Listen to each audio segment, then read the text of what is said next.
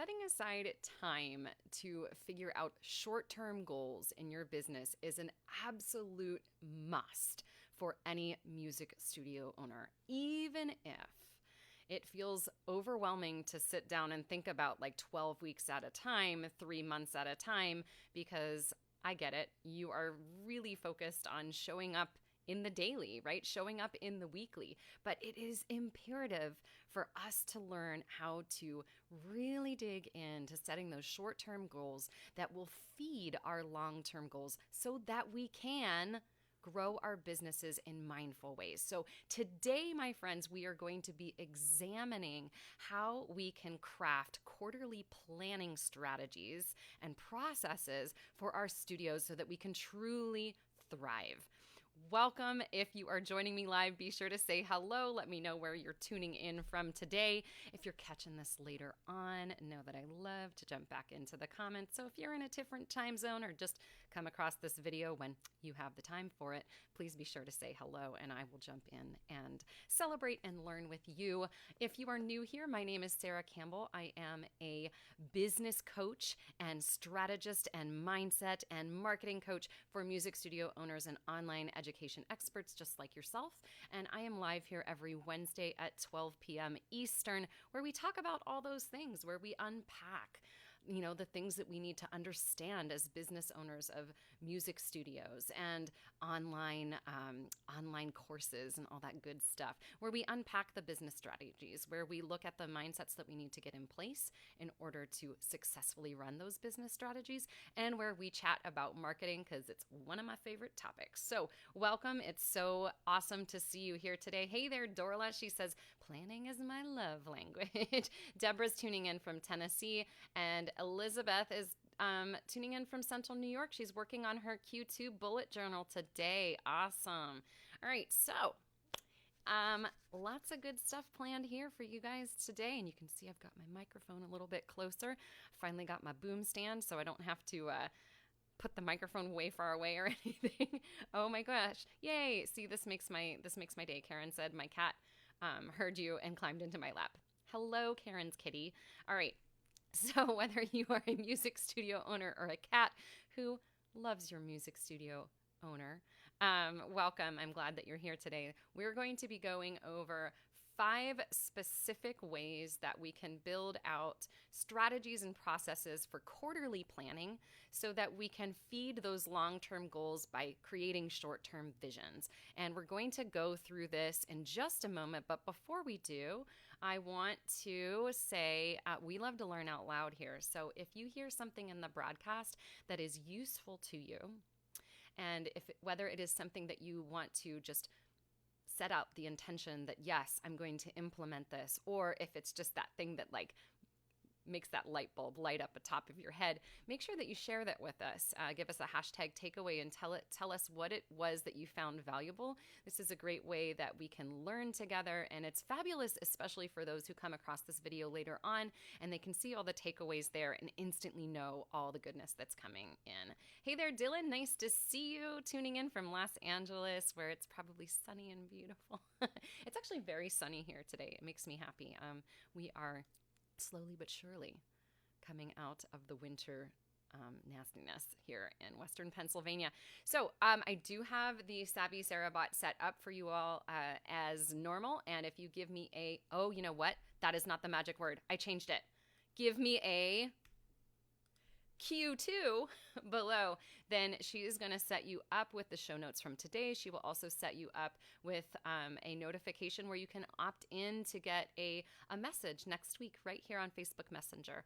And if you would rather, I want to invite those of you who are not Messenger friends, or Messenger fans, I should say.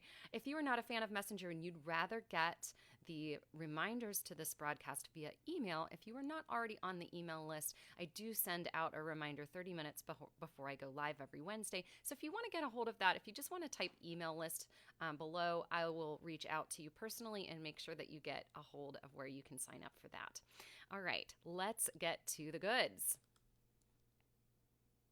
Quarterly planning strategies for thriving music studios.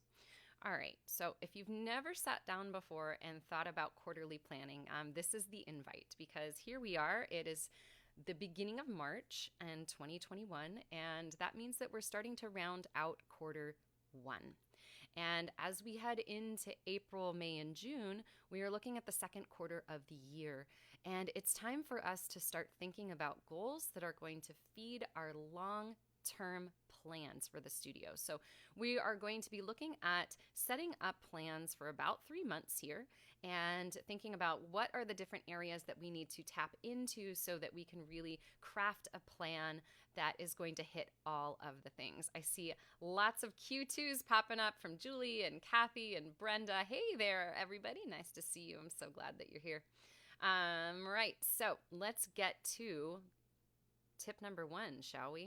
All right, here's what we're doing now. No matter how you like to plan, I always, with my clients and with the group coaches that I run, I always like to tell people, like, pick what works best for you. So if that means grabbing a journal, grab your journal. If that means sitting down with your whiteboard, I'm a whiteboard fan myself, carve out time to sit down with that whiteboard and like really vision this out.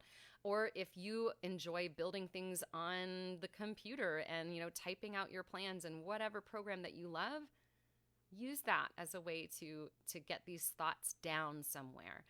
So let's get to the first tip here. Our step number 1 in building out your personal, gave it away, in building out your quarterly plans is to start with personal goals. And I know that might feel like, wait, what? I thought we were talking about our music studios. We're talking about life, right? So we're going to start by carving out our personal goals for the second quarter of the year. And that can encompass a whole bunch of different things. That could be, health goals. That could be sleep goals. I'm thinking of sleep because I've been a little low on that lately. And, that could be eating habits. That could be family goals. It could be goals with friends, goals with relationships. Whatever those personal goals are, get real specific about them. What would you like to see at the end of the second quarter? In June, how would you like your personal life to look? So sit down and spend 5 minutes jotting down those thoughts. What would you like to see with your family? What would you like to see with the relationships in your life? What would you like to see with your health, with your fitness, with just your mindset, right? What would you like to see with your personal goals? Write them down. So we're going to use this time here today to set some of these goals. And if you're feeling brave and courageous, then I invite you to set some of those things with me. So I want you to think for a second here, what are some of the personal goals that you want to set for this second quarter? For me, I am leaning into consistency in my yoga practice. It's something that it has always been a top goal of mine, but it kind of fell to the wayside a little bit, pandemic. And so I've really leaned into that in quarter one. I've broken through some of the blocks that were, making me not want to do the things. And so now I'm going to be leaning into making that a consistent practice and thinking about what are those goals, getting real specific about them. Okay, so for those fitness goals, I want to be able to feel good at the end of the day. I want to be able to sleep better. I want to be able to feel strong. So those are my personal goals here. That's just number 1. That's my number 1 personal goal here.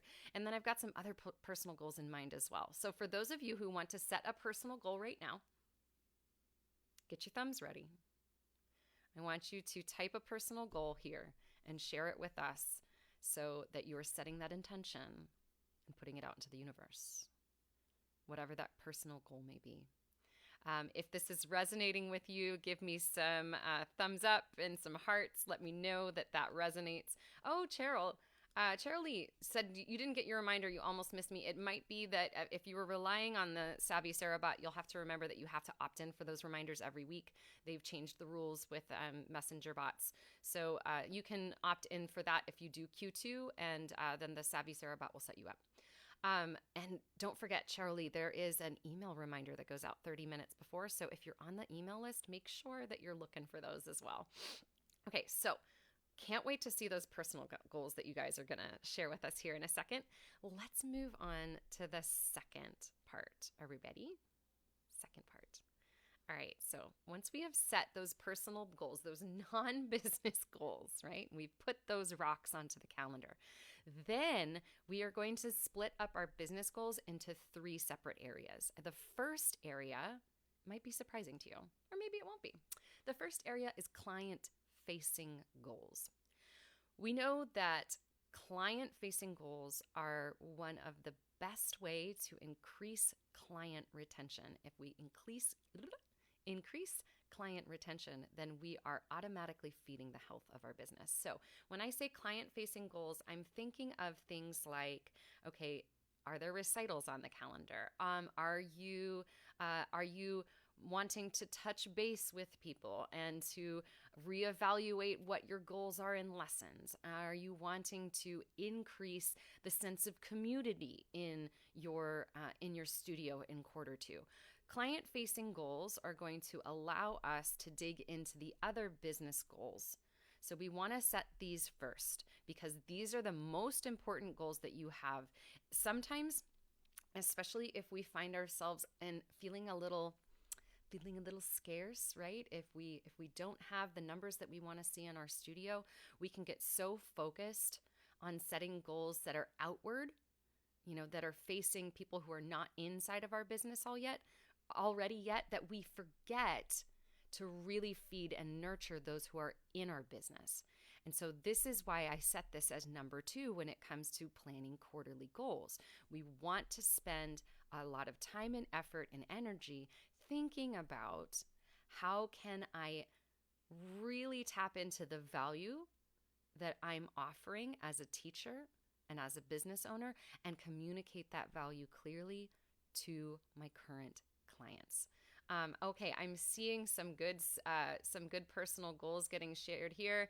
Elizabeth says garden planning. Ooh, that reminds me, I have to plant those jalapeno seeds. Thank you for the reminder.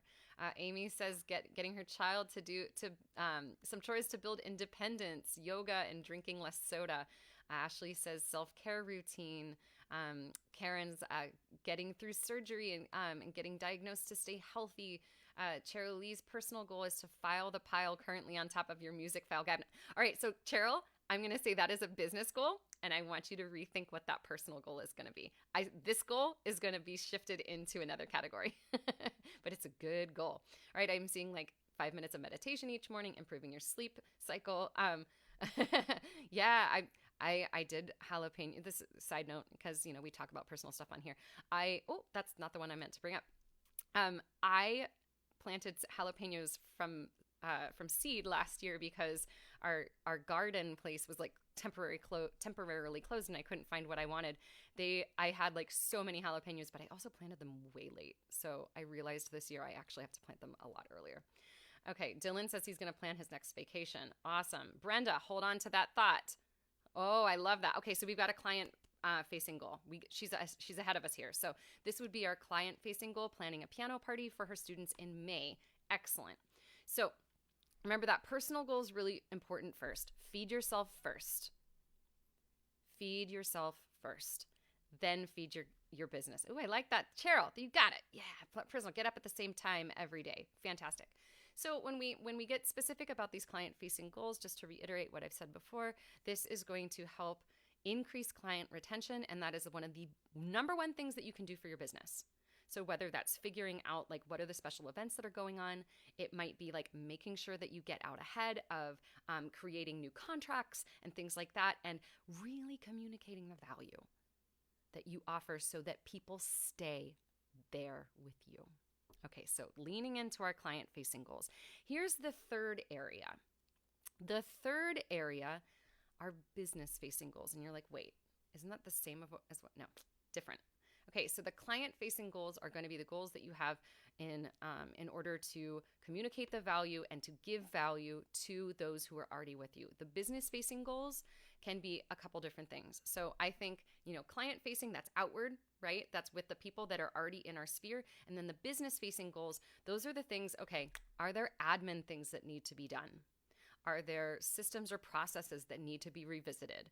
What does I'll give an example that I feel like this is one of the little business pieces that people love to shove off until the very end of the year. We're going to be in quarter two soon. So if you set this into practice nowish, you're going to feel so much better when quarter four comes around. Business facing goals. Have you set aside time every single month to input your expenses into whatever tracking system you're using? Let that sink in for a second. Have you set aside time to revisit? Do you need to sit down with your policies as you're considering what's going to happen in September next year? Are you going to lean into certain offers that, okay, hey, I have like I have places for 5 new clients here, and I want to gather this specific type of client. That would be a business facing goal, right? So we're thinking about what are the admin tasks that need to get done? Are there little gaps anywhere that we need to visit? What are are you making offers right now? Does your business need more clients? If so, what type of clients are they, and what offers are you going to be making to them? We're going to get more specific with that moment in a that idea in a moment. Sorry, all of these great comments preach that, Julie, how I preach about putting those expenses in, right? Nobody wants to do that all at the same time at the end of the year. Yeah, Karen, she's like, I feel seen. I save them and have to do them for taxes all at once. What would life look like if you split that up a little bit? Maybe you just do it at the end of each quarter. Maybe you do it at the end of each month. Maybe if you have a lot of expenses, you do it at the end of each week. Or let's talk crazy, right? Maybe you hire somebody to do that for you. Just saying. Bookkeepers can be amazing. All right, so those business-facing goals, getting specific about those, thinking about the offers, thinking about the admin tasks. Those are the 2 areas that I like to split that in. Now, next, okay, the 4th part is where we're going to really think about how we feed that 3rd goal. So let's say you sit down and you make some business goals, and they happen to include, getting more clients, or maybe releasing a new offer, whatever that may be. Then you're going to get specific about how does that look? What does that look like in terms of marketing? So if you've set a goal for yourself that you want to get 5 new clients, then you need to get strategic and really think about, how am I going to do this marketing wise? We did a broadcast. I want to say that it was in December. It might have been January, where we talked about goals, strategies, and tactics, and how those 3 things are different. And if you haven't checked that out, you can check that out inside of the library here on Facebook. If you go to the video library. And exciting news, guys, the YouTube channel that I have is getting a revamp.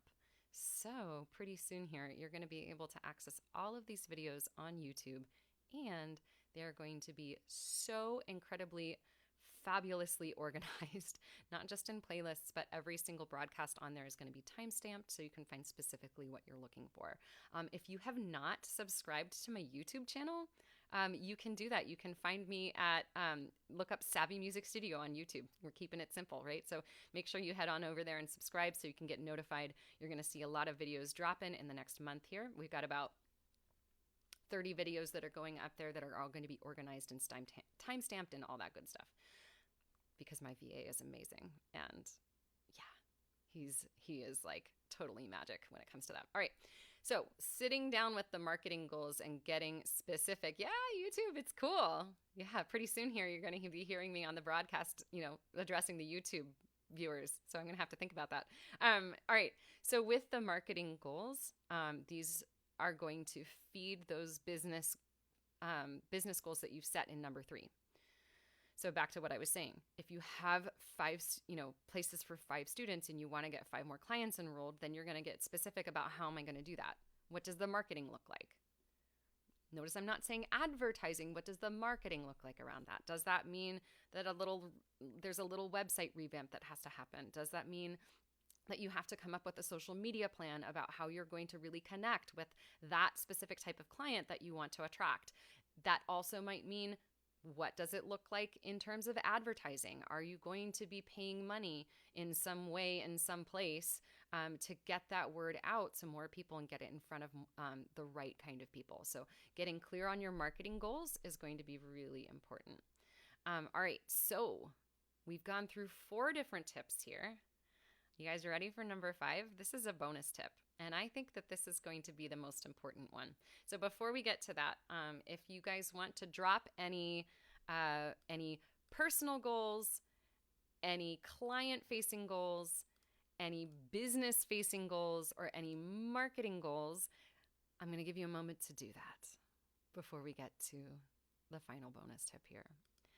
And I'm just going to share a little bit about the process of putting this together while you guys start thinking about those goals.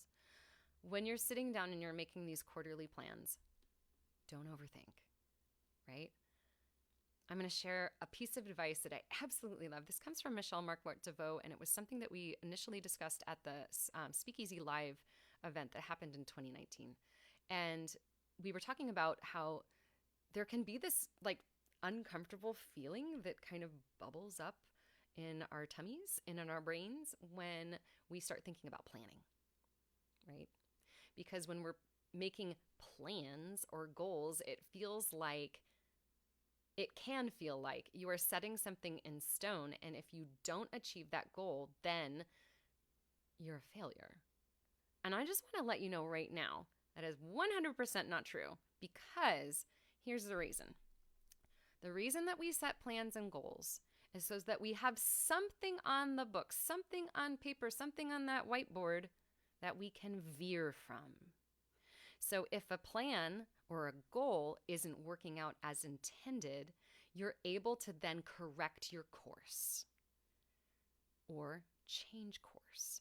So don't let the idea or the concept of quarterly planning freak you out because you think, oh my gosh, well, if I don't actually get all these goals the way if I don't meet these goals at the end of June, that means I didn't do well. That's not the case, right? So remember that these plans are fluid. They give you something to veer from.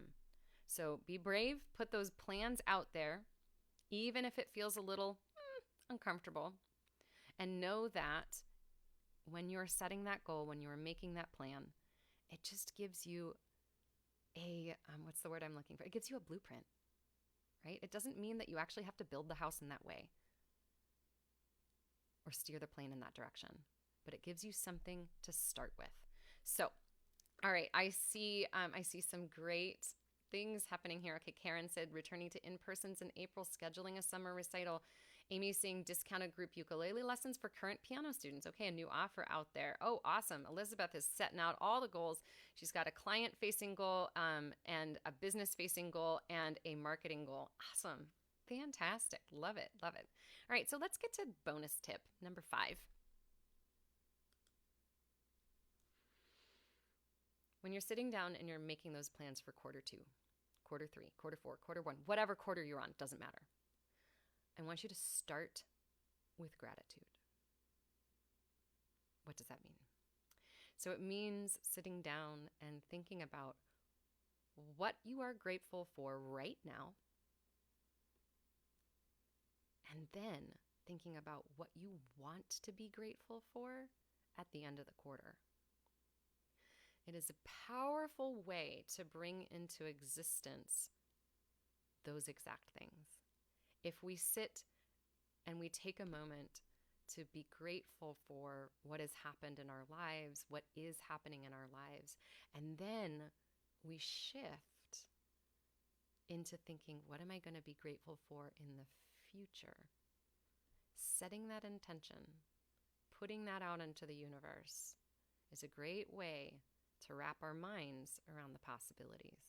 And this is something that my coach, Molly Mahoney, has us practice on the regular.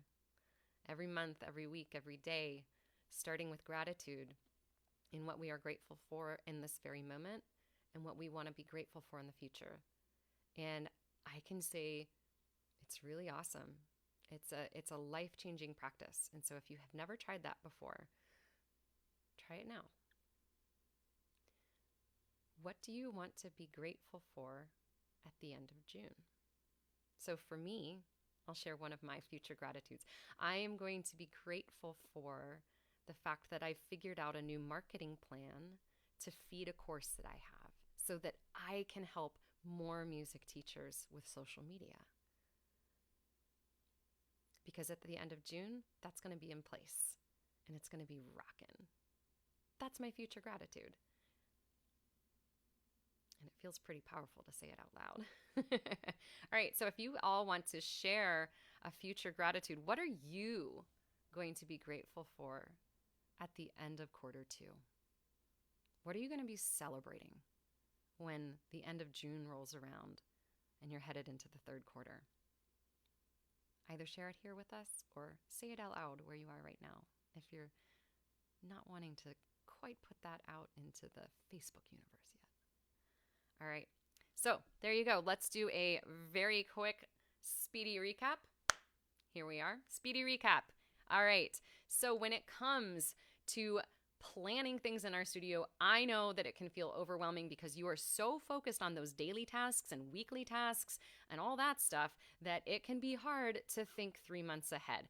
However, if we can get into the practice of making quarterly plans for our studio, it's going to make those daily, weekly tasks so much easier. So here are several ways that we can do that. If you want to get a hold of the show notes of all the things that I'm dropping right now, give me a Q2 below and the Savvy Sara bot will set you up with a couple of things. She'll send you the show notes from today and she will make sure to give you a way to opt into Facebook Messenger notifications for this broadcast. If you want to get a hold of email notifications, just let me know. And hey, if you're watching this on YouTube, check out the description below because you're going to find all of that goodness right there. Hey, look at me talking to the YouTube viewers. All right, item number 1. When we are sitting down and we are making those quarterly goals, we are going to start with personal goals. These are not at all business related. So set the business aside for a moment. Set the goals for yourself, for your family, for your relationships, for your health. Start there because you have to fill your cup first. The second place that we're going to spend time are client-facing goals because we know that if we can positively influence client retention, we are giving a giant health boost to our business. So sit down and think about what is the value that I am providing to my clients? How can I make sure that they get a hold of that value? And how can I communicate that clearly to them every single day?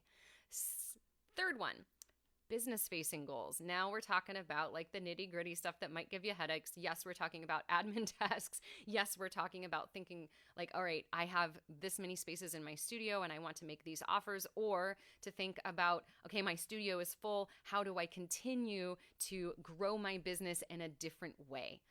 Anything that is business-facing, that's your third goal. Setting those out and getting really specific about what you want to see in your business by the end of that quarter to say, for example, I want to have a practice where I am visiting my receipts on the weekly so that I am not getting overwhelmed with receipts at the end of every month or the end of every year, right?